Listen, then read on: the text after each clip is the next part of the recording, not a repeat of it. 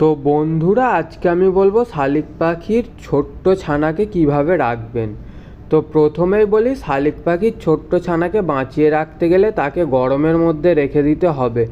অর্থাৎ একটা হাঁড়ি অথবা চুবড়ি বা ছোট কোনো কার্টুন নিয়ে তার মধ্যে কিছু কাপড়ের টুকরো অথবা নরম প্রজাতির খড়কুটো ইত্যাদি দিয়ে ভালো করে একটা বাসা তৈরি করে তারপরে তার মধ্যে রেখে দেবেন।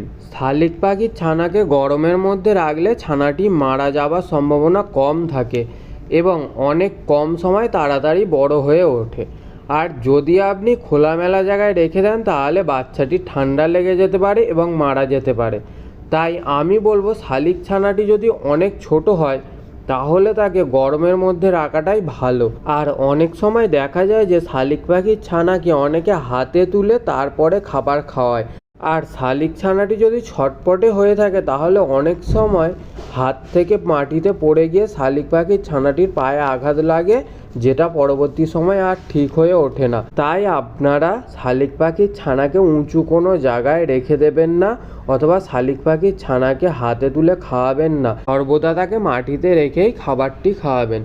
আর একটা বিষয় আপনাকে খেয়াল রাখতে হবে যে শালিক পাখিকে যেখানে রাখবেন সেখানে কোনোভাবে পাখির খাবার না পড়ে থাকে, কারণ শালিক পাখির খাবার পড়ে থাকলে ইঁদুর আসতে পারে, আর এই ইঁদুর যদি পাখিকে একবার কামড়ে দেয় তাহলে আপনার পাখি মারা যাবে।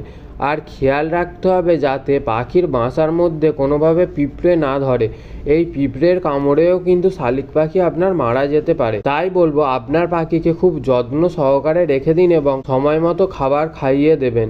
তো বন্ধুরা, আজকের ভিডিওটা এই পর্যন্তই। আপনাদের যাদের যাদের বাড়িতে শালিক পাখি আছে তারা অবশ্যই কমেন্ট করে জানাবেন। আর আজকের ভিডিওটা ভালো লেগে থাকলে একটি লাইক করে দেবেন, আর চ্যানেলে নতুন হয়ে থাকলে চ্যানেলটিকে অবশ্যই সাবস্ক্রাইব করে দেবেন। ধন্যবাদ।